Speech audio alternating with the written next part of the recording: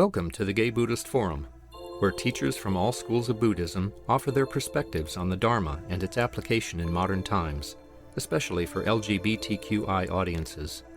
These talks are offered freely to the world and made possible by appreciative listeners. If you would like to support our efforts to share the Dharma with underserved audiences, please visit gaybuddhist.org. There you can donate, find a list of upcoming speakers, or enjoy many hundreds of these recorded talks dating back to 1996.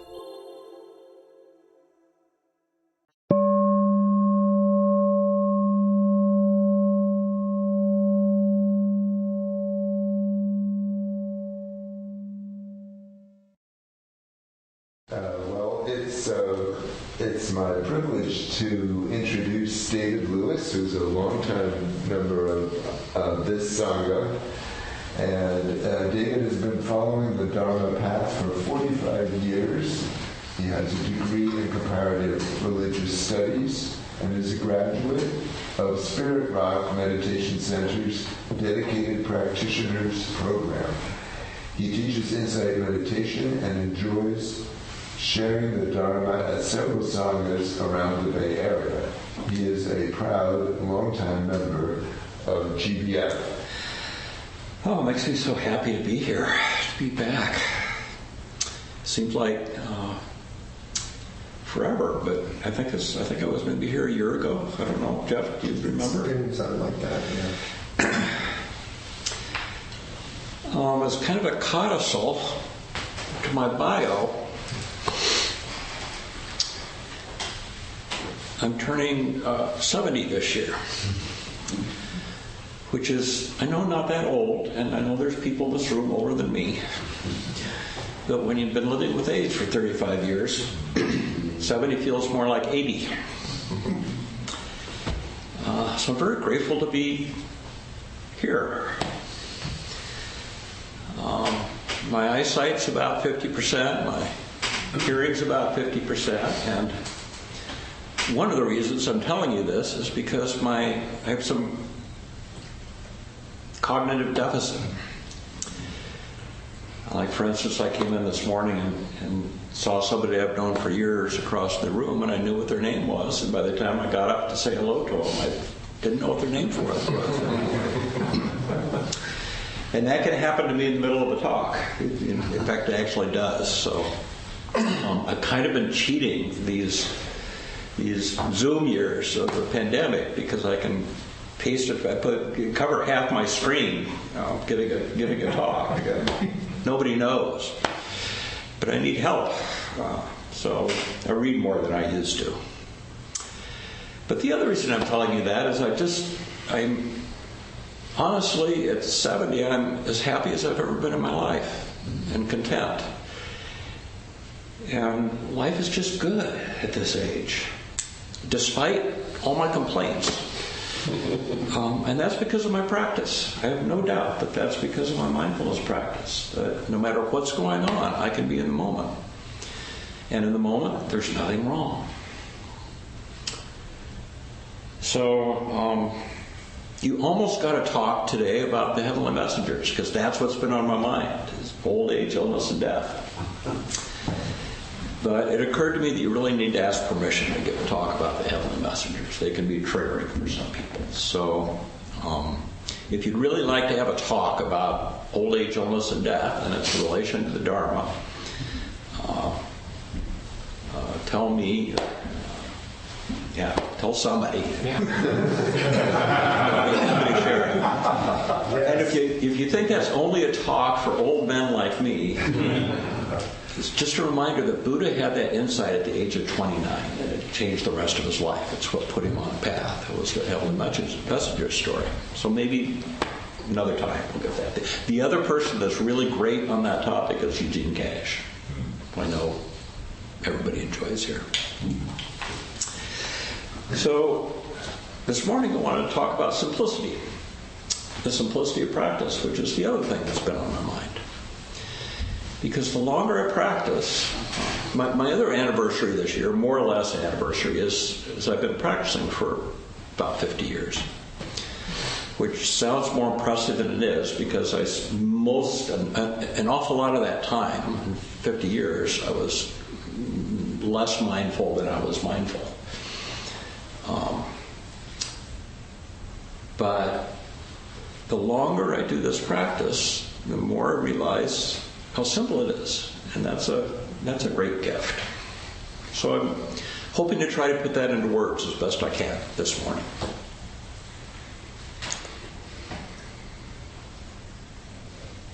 Our busy minds tend to complicate things. That's our experience. You probably had that experience in your meditation this morning. The busy mind tends to complicate things. We lean in, we problem solve, we strive to make something happen, we try to cultivate happiness, we try to get rid of hindrances or unhappiness. And the one thing that we don't do until we kind of learn the practice is simply relax and settle into whatever's going on in the moment. So the practice is a lot easier than we make it out to be. Tilopa, who was the teacher of Naropa, and Naropa was the founder of the Vajrayāna tradition in Tibet, in northern India, actually. So this all happened 1,000 years ago. Tilopa was Naropa's teacher. And Tilopa had 6 words of advice, basically 6 practice instructions that he offered Naropa. And they're worth remembering because they're equally applicable today. Don't recall. Another way of saying that is let go of what is past. Don't imagine. Let go of what may come. Don't think. Let go of what's happening now. Don't examine. Don't try to figure anything out. Don't control. Don't try to make anything happen. And rest. Relax right now. And rest. So that's a lot more than 6 words, but my understanding is in archaic Sanskrit, it was actually just 6 words. Don't recall, don't imagine, don't think, don't examine, don't control, and relax. Rest.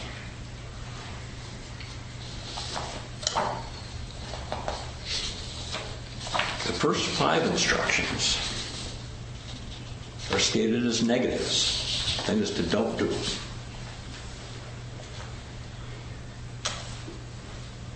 The final instruction, relax, is a positive instruction, something to do. But it's a bit ironic that the thing that we're encouraged to do is to not do. So for most of us, meditation feels like a whole lot of doing. If only it's a whole lot of letting go. Letting go of dwelling in the past, of anticipating the future. Letting go of getting attached to whatever thoughts are arising in the present moment. This can seem like an overwhelming task, but really it's just about paying attention.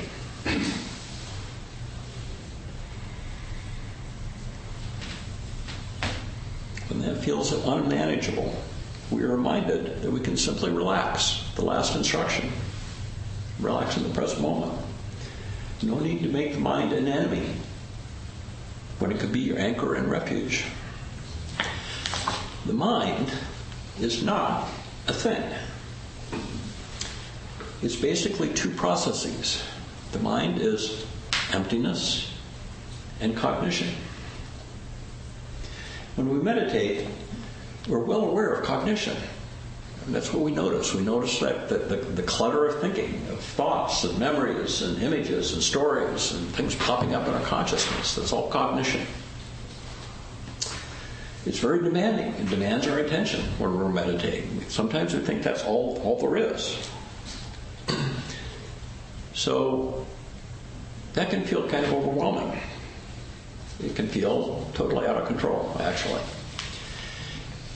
Bhante Gunaratana has a wonderful quote about that you may have heard. Somewhere in this process, you will come face to face with the sudden and shocking realization that you are completely crazy. Your mind is a shrieking, gibbering madhouse on wheels, barreling pell-mell down the hill, utterly out of control and hopeless. But no problem. You're not any crazier than you were yesterday. It's always been this way. You just never noticed before. So it's this out-of-control feeling that feeds fear and anxiety. It's just a perception. It gets its belief, it gets its power from the belief we have that that's not supposed to be happening. We get all caught up in the cognitive workings of the mind, which cover over its fundamental nature. To use the Garden of Eden metaphor, which I've been reflecting a lot lately, by eating from the tree of knowledge, we've lost paradise. Here's what the Buddha said about the fundamental nature of the mind. Luminous is this mind, brightly shining, but it is colored by the attachments that visit it. This unlearned people do not really understand, and so do not cultivate the mind. Luminous is this mind, brightly shining, and it is free of the attachments that visit it. This, the noble follower of the way, really understands. So for them, there's cultivation of the mind.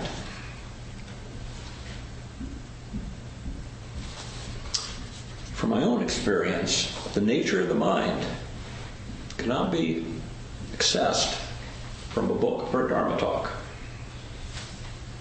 The empty nature of the mind won't be revealed by thinking about it. It's only available through your own direct experience of the present moment. Munindraji said, if you want to understand your mind, sit down and observe it. Meditation is about mindfully letting go of those cognitive addictions, and they are addictions. The addiction metaphor is very relevant to this practice. And starting to recognize the luminous qualities of the mind. It's already there. It's not something that we need to create. We simply need to let go and relax and recognize the empty qualities of mind. And just once again, the mind is not a thing. It's more an absence of things. Sometimes it's just a space between thoughts. There is space between thoughts that you can notice. And once you recognize that space between thoughts, it can be expanded. And that's emptiness, which is sometimes a weighty concept in the Dharma world. In the Tibetan tradition, emptiness is a whole existential, philosophical way of viewing the world. Quite deep and weighty. But emptiness is really quite simple. If you look around this room, or just look straight ahead, as you already are, what do you see, the features of this room? You see probably a brick wall behind me, and a Buddha Rupa, and backs of people's heads, maybe, colors. But mostly, what makes up this room, this space, is space. The space between things, the space between our bodies, the space between your eyes and the wall. And if you can project your imagination just outside of these thin walls, there's even more space outside. The sky. And then project your imagination even farther into outer space. Space. It's mostly space. The Buddha said space and emptiness is a skillful reflection. Because the space in this room, the space in outer space, is reflective, or a metaphor. And maybe it's not a metaphor because it's exactly the same thing for the space in our mind. The mind is spacious. But just like when we look around this room and we're not particularly mindful, we see the stuff. We only see stuff. We don't see space. Likewise, when we sit down and look at our mind, we see the thoughts and the memories and the feelings and the bodily sensations. We see the stuff that arises. So noticing spaciousness takes some training.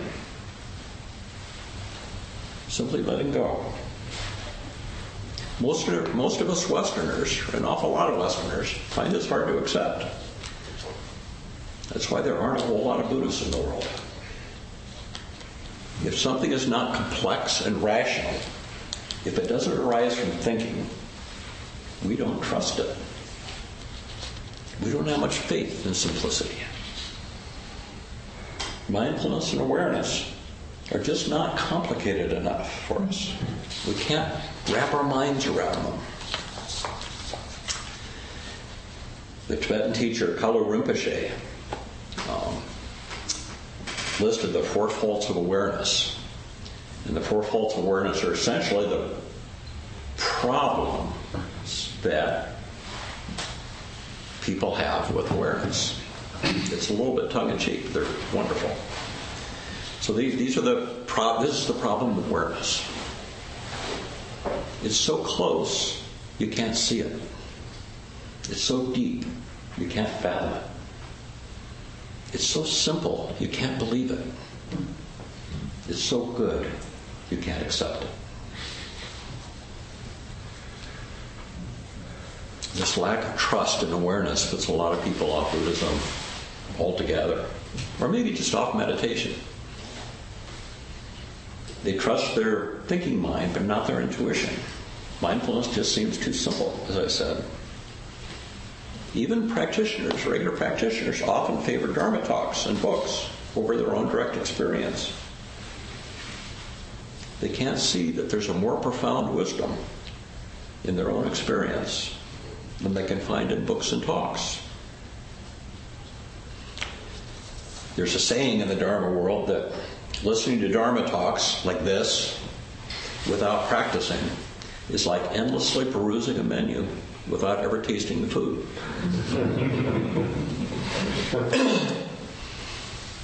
Wisdom does not arise from thinking. Or as Thich Nhat Hanh says, understanding does not arise as the result of thinking. It is a result of a long process of conscious awareness. Sometimes understanding can be translated into thoughts, but thoughts are too limited to carry very much understanding. So, if cognitive understanding is not the source of wisdom, what is? The Buddha said, agreeing with Thich Nhat Hanh, or perhaps Thich Nhat Hanh said, agreeing with the Buddha, the wisdom, or the awareness, is a more reliable place to find wisdom. U Tejaniya, the Burmese teacher, says, if awareness is present, wisdom is present. Simple as that. So how do we cultivate awareness? We meditate. We practice. The invitation is to simply relax and pay attention. Pay attention to what is going on in our direct experience in this present moment. This is reality. And this is the only reality from a phenomenological point of view. And furthermore, we only can experience that reality. We can only experience reality through our 6 sense doors. Reality, from the Buddhist point of view, reality is seeing, hearing, feeling, smelling, tasting, and cognizing in the present moment. Reality, as I said, only happens in the present moment. When a sense door makes contact with a sense object, like the ear receiving a sound. That's contact, moment of contact. The sense door is the ear, the sound is the sense object. Or the body, receiving, having a sensation. It's the sense door of feeling, receiving a sensation. We're familiar with the first 5 sense doors: seeing, hearing, smelling, tasting, and feeling, which is physical sensation. But one of the unique insights and profound insights of the Buddha that was truly unique to him was that there was a sixth sense door, and that's the sense door of the mind. And the mind's objects are thoughts and feelings. This insight leads us to understand the mind in a different way. It actually, I find, deflates the power of the mind, or the power that we imagine that the mind has over us. If we see the mind as just another sense door and its objects no more threatening, then its objects are no more threatening than the sounds we hear or the sensations that we feel. Thoughts are just as impermanent and changeable. Thoughts and feelings arise of their own volition and pass away in exactly the same way as the objects of all the other sense doors, if we allow them. So check this out in your own experience.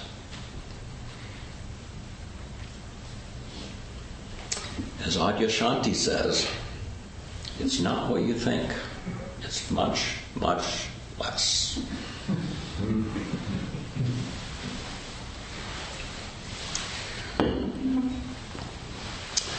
So I'm making a distinction between thoughts and thinking here. So for the purpose of this talk, thoughts are those thoughts, images, stories, feelings that arise and pass in your mind of their own volition. You know, thoughts you don't invite, they just come on. Same thing happens in dreams. You just get these bizarre images and collections of images and trails of thoughts that just make no sense. They just come out of nowhere.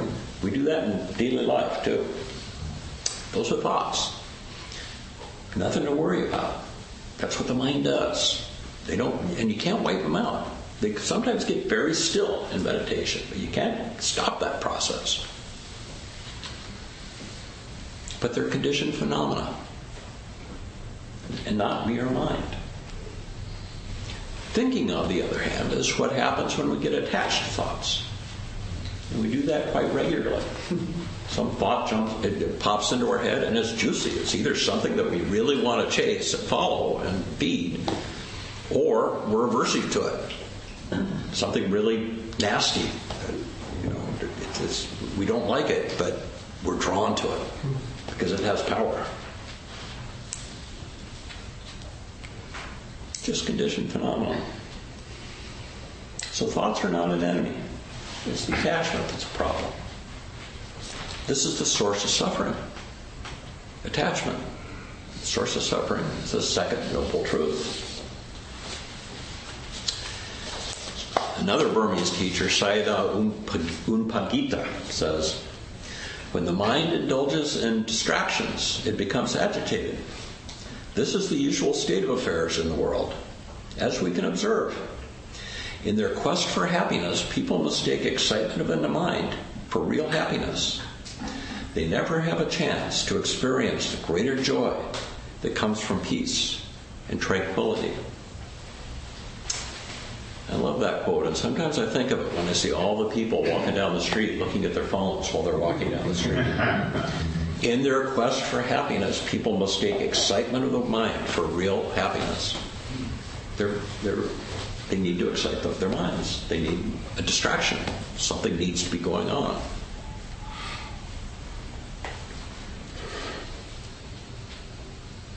That's just human nature. That's what we do.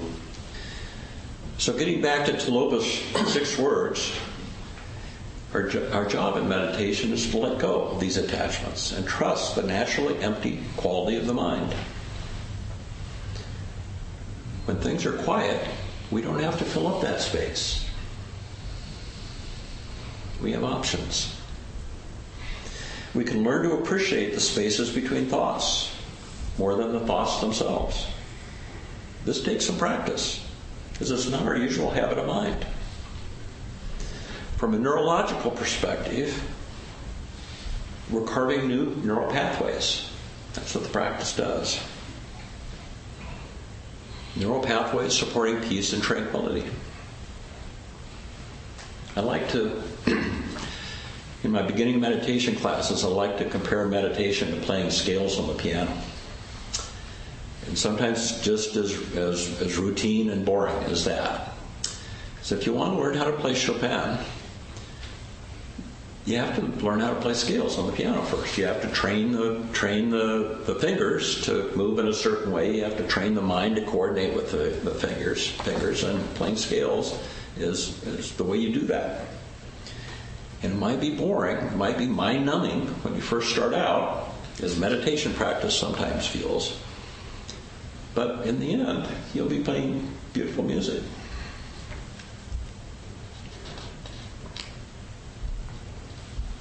In meditation, this involves relaxing and opening up to whatever is being experienced in the moment without trying to control it. Don't recall, don't imagine, don't think, don't examine, don't control. And if you find yourself caught up in these activities, gently relax and let go. Just ground yourself in the present and start again. The instructions couldn't be more simple. Just relax and pay attention. That's all you need to know. The Thai teacher, mid-20th century great Thai teacher, who founded my tradition of meditation, Ajahn Chah, said, if you let go a little, you will have a little peace. If you let go a lot, you will have a lot of peace.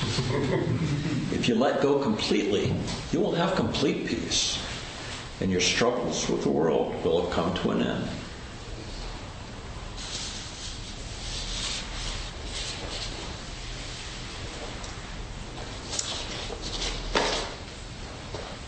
I was watching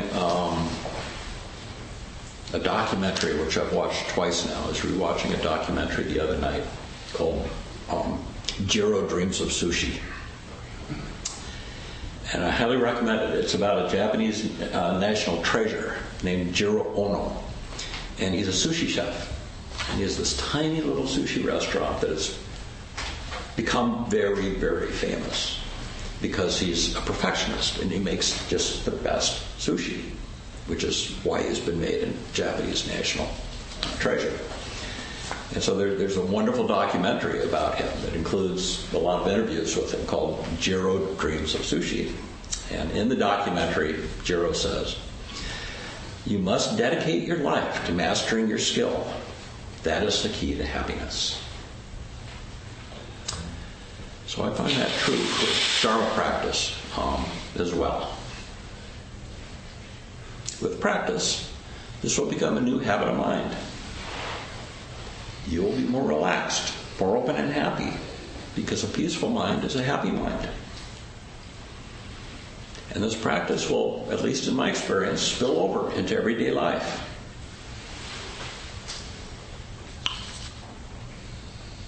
And here's another thing that happens. In the eyes of the conventional world and your non-practicing friends, you will become a more boring person. Because the less you think, and you might have noticed this from Dharma practitioners, the less you think, the less you have to say about things. But it's not a problem. The meditation teacher, South Bay meditation teacher, Gil Fronsdal, who I'm very fond of, likes to say, if it's not boring, it's not Buddhist.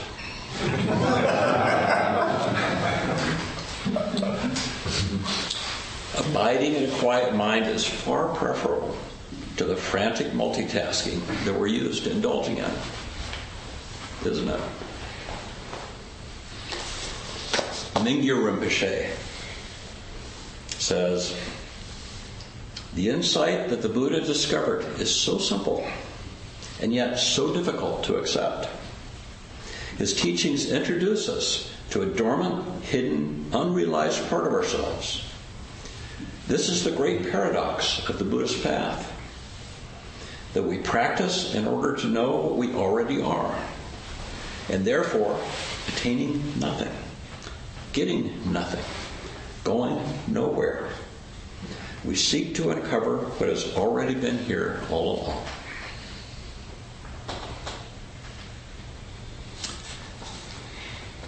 So I hope this talk has not given you food for thought.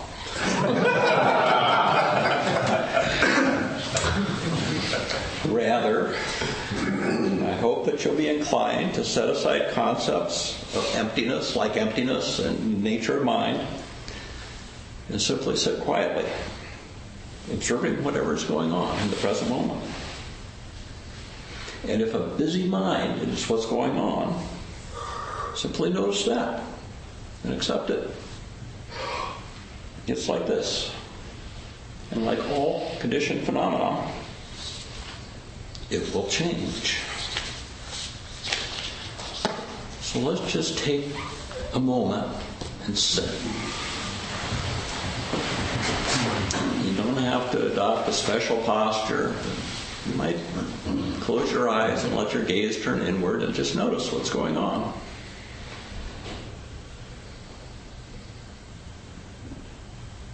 Hearing, feeling, perhaps tasting, smelling, sense of touch, and cognizing.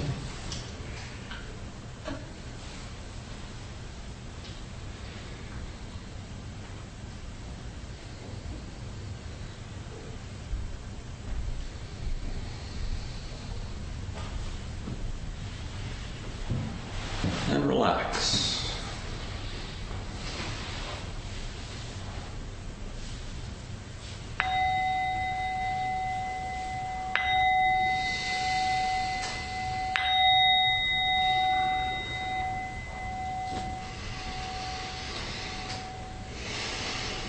Thank you for your kind attention.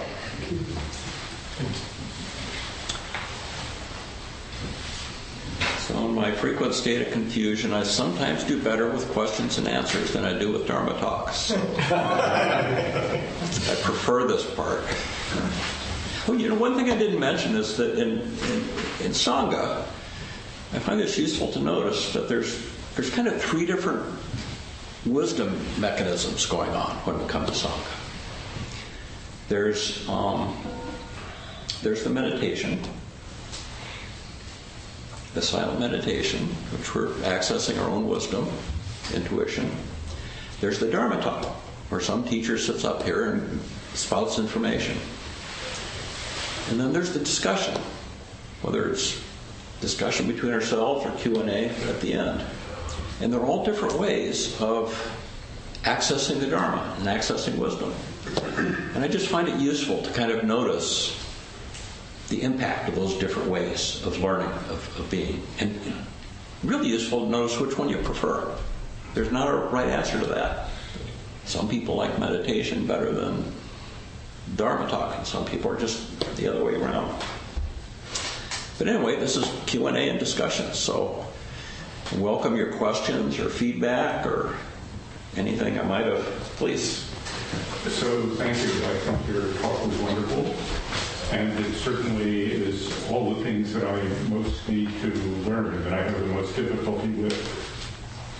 But my mind, which is always there, comes to another issue. So we were also instructed to follow the middle way and to deal with kindness and compassion, among other things, as well as, I think, where this is focused on what I particularly need, which is, if not happiness, then contentment or equal poise or equanimity, whatever sort of neutral term one wants. And in doing that, it seems to me that that also requires thinking. So kindness, for example, how did I say this to you with kindness rather than argumentatively, and it arises in the world, And so this is the piece of Buddhism which my mind persists in being puzzled by. On the one hand, it says to come to equanimity, and on the other hand, it says to be concerned about suffering, yours and others, which seems to me to partially require thinking. And I wondered if you had any further comment around this. Well, it certainly does. That's very true. The Eightfold Path, the Buddhist Eightfold Path, kind of falls into three general sections. And one is virtue, including compassion and generosity and how we are in the world. The second is wisdom group, and the third is the meditation group. So what I was mostly talking about this morning was wisdom and meditation. But they all fold in together. And yes, we need to think just to get by in the world. We need to think, you needed to do a certain amount of thinking to get dressed this morning and get yourself to Sangha.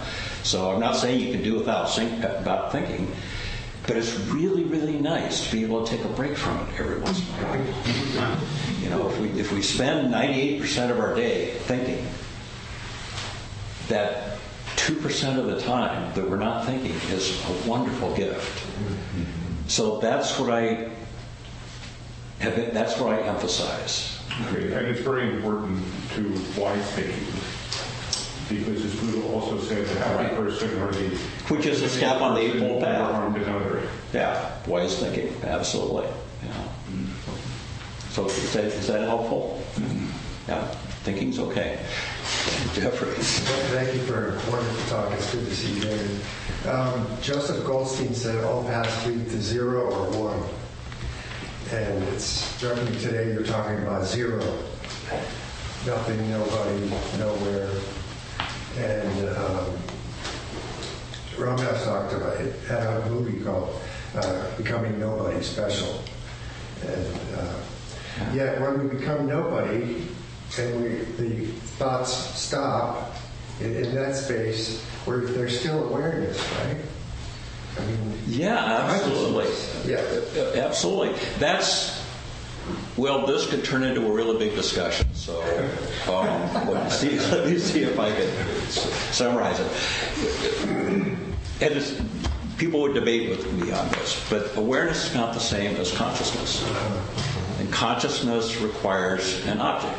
So, for instance, if the ear hears a sound, there's consciousness. There's ears consciousness of sound. Yeah. So consciousness is conditioned. It comes and goes. It arises and disappears like all other conditioned things. Consciousness is conditioned. But awareness is always there. Yeah.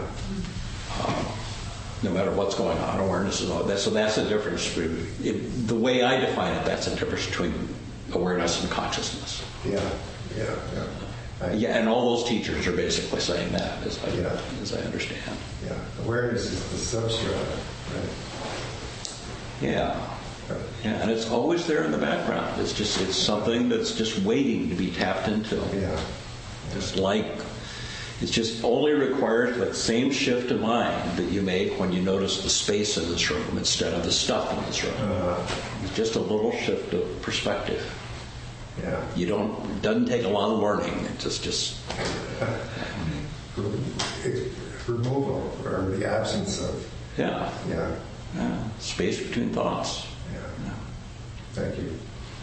It's beautiful. It makes me happy. Thank you for that question. Cass, please. I'm curious thank you for your talk, and very thoughtful. It is unfortunately thought-provoking. I'm wondering where emotion fits into it. You included it as just sort of part of the mind, but it seems like it's sort of always there. It's not necessarily a facet of consciousness. Is that right? Nothing is necessarily. It's not being triggered necessarily by something in the moment. It's something that kind of resides in a semi-permanent state. So is wisdom, by wisdom, do we try to get beyond emotion? No. It's such a great question. No, emotion's quite natural, and technically, in the Buddhist perspective, emotion is part of cognition. So it's really, if you think about it, and you can check this out in your own experience, it's hard to separate thoughts from emotions, because sometimes, and getting back to something you said, emotions are conditioned, so they are triggered by something. So often a thought will trigger emotion. We'll read something disturbing in the paper and we'll get upset. But it's equally true that sometimes just an emotion comes out of nowhere. You wake up on the wrong side of the bed and everything you see annoys you for the rest of the day. So emotion impacts thoughts as well. So emotions and thoughts are like that. They're really hard to separate out. But it's all conditioned. So, even waking up on the wrong side of the bed, there's something that triggered that. It might have been something that happened yesterday, or a bad dream, or being hungry. You're hungry. Yeah. So, emotion is very human and very natural, just like thinking. There's nothing wrong with it. The thing that we want to develop is mindfulness of emotion, so that we see it happening when it's happening.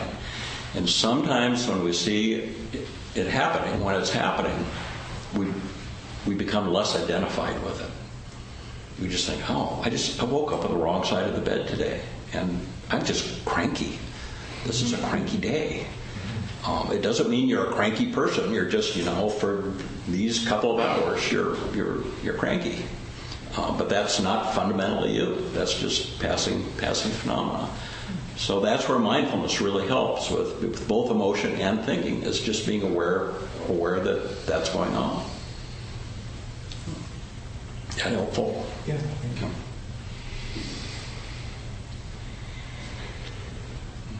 you. Anybody else? Anybody? David? Yes. This is Tom Cantwell in Portland. Oh, hi, Tom. Good to hear you. Can you hear me? I can hear you. I can't really see you, but I can hear you. When I found out you were the speaker, my heart got big. And so it's really good to hear you again. And I wish I could continue on with the Thursday meetings. Unfortunately, work right now is, demanding. I'm not. One question I had is about, where does anxiety fall into the emotional spectrum, or is it an emotion? Good question. And thanks for saying hi. I'm so good to see you. It's been a while. That's a good question. Anxiety. Well, I'm not a therapist or a psychologist, so I'm not an authority. But from my own experience, anxiety is a combination of thoughts and feelings, and we might have a feeling such as fear or trepidation, and you might notice that triggers thoughts about, what if this happens, or what if that happens, or if I get if I have a skin cancer and I get a diagnosis, then that's going to trigger anxiety and fear. So it's a combination. For me, it's a combination of anxiety, fear, of thoughts and feelings. But from a mindfulness perspective, what makes it anxiety is we just keep feeding it. And that's the way to deal with it mindfully, is to notice how we keep feeding it, how we keep coming back to the same fears, the same idea, the same obsessions, and we all have them about something. But if we can stop that cycle of coming back over and over and over again to the same anxious thoughts, then anxiety can dissipate some. Thank you. Sure. I found sometimes if I think of it getting into my body, into my breath, out of my head. is really helpful. Again, no thought. Yeah, well said. And I often say, probably oversimplifying, if you want to get out of your head, get into your body. So if you're feeling anxious, go for a walk. Right. I think that is about all the time that we have today. So I'd like to call now for announcements. Do we have any announcements? We have a host today, which is me. Please stay and enjoy the company of the Sangha. There are tangerines, walnut cookies, and some curious tarts from a friend born from the Philippines. So for you to enjoy. If you have tea, just please put your cup in the sink and I'll deal with it from there. I'll be going around with the donable to accept contributions. Suggested donation is between $10 and $20, and we use that for honorariums for our speakers, rent for the center, and our quarterly newsletter, which is mostly mailed to people in prison. There's a sign-up sheet on the credenza here if you'd like to be on our mailing list. And some people go out to lunch, meet other around 12:30, and if that's your intention, you might consider inviting someone to join you. So please stay and enjoy the fellowship of the Sangha. Are there any other announcements? Yes? Could I say that we could use some volunteers to help with the Zoom setup? We're going to be shorthanded over the summer, and could we use some new people to just do a little bit of work before the meeting and after the meeting, setting up the Zoom mechanics or techniques. Yeah. And thank you, Marcus, who stepped up and became a new Zoom builder. If you have questions, just ask Marcus. There's a paper guide and a video guide on how to do it, so consider it. And thank you, Henry. Thank you, David. I'd like to tell you about next week. 3 members of our Sangha, Jeff Lindemood, Michael Murphy, and Cass Brayton, recently participated in a month-long meditation retreat in Bali, Indonesia. Next week, they will speak about how they structured their daily schedule and prepare Dharma talks on their self-guided retreat. They will share photos from the unique retreat villa near Ubud, Bali, and talk about insights gained and lessons learned from the retreat. So, David has agreed to lead us in the dedication of merit. So let's do that now.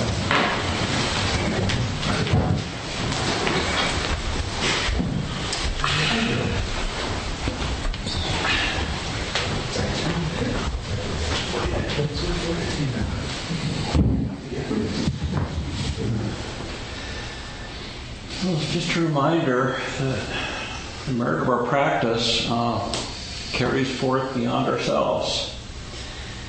Many of us are here because we either want to be happy or we want to suffer less in the world.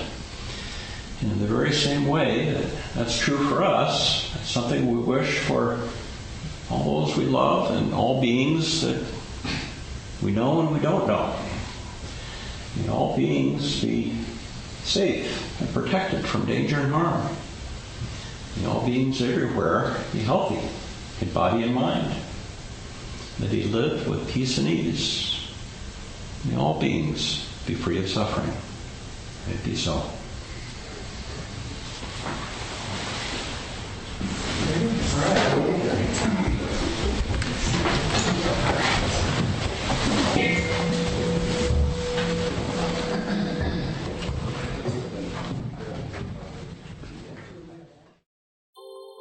Thank you for listening to the Gay Buddhist Forum. If you would like to hear several new talks per month and be notified of upcoming speakers so you can participate live, please subscribe to this podcast, like us on Facebook, and join our mailing list by visiting gaybuddhist.org.